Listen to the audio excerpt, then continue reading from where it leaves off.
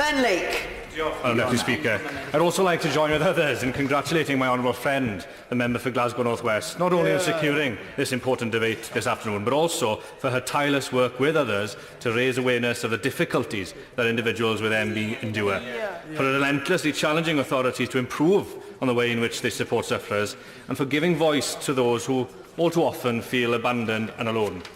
Now, as we know, ME is a chronic multi-system disease that impacts approximately 250,000 people across the UK.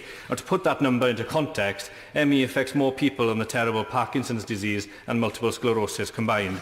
And it is estimated, as already been mentioned this afternoon, it has an economic cost of £3.3 billion. Now, one would imagine that these considerations alone are sufficient to ensure adequate funding for biomedical research into ME and clinical care for those suffering from the disease. And yet, ME research represents just 0.02% of all active grants given by UK mainstream funding agencies.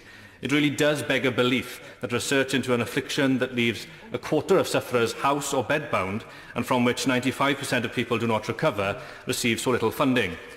This underinvestment needs to be addressed urgently, and I hope that the Government Minister can help in this regard. I also support the review of the NICE guidelines on the treatments prescribed for ME and do hope that it can be implemented as soon as possible. If positive changes are adopted, I obviously of course hope that they are in turn implemented by the Welsh Government so that ME sufferers in Wales can also benefit. Now, I know the time is against me, so I'll conclude by saying that it is near impossible for those of us fortunate enough not to suffer from ME to truly comprehend its real, its tangible impact. So, Madam Deputy Speaker, I'd like to conclude in the words of two individuals who have contacted me to share their experiences of the disease. John Peters suffers from ME and was first struck down in the 1980s. The impact on his life has been total. As he so painfully put it to me, quote, "I have missed the whole spectrum of life. The big things such as family, a career, holiday celebrations, the hooks of someone's years, but also the minor events. The night out with a friend, the moment on a mountain, the lazy morning in bed with someone, that fantastic book, the sharing of a joke," end quote.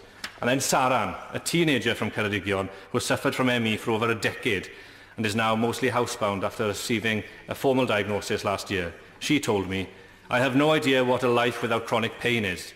I don't know what it's like to be able to tolerate noisy, bright spaces, what it's like to remember the conversations I've had with those I love. I have slowly watched my life disappear over many years, and now I'm entirely dependent on my parents. I have no job, no A-levels or hope for the future." Madam Deputy Speaker, I sincerely hope that this debate succeeds in its objectives, for we simply cannot wait any longer. John and Saran deserve some hope for the future.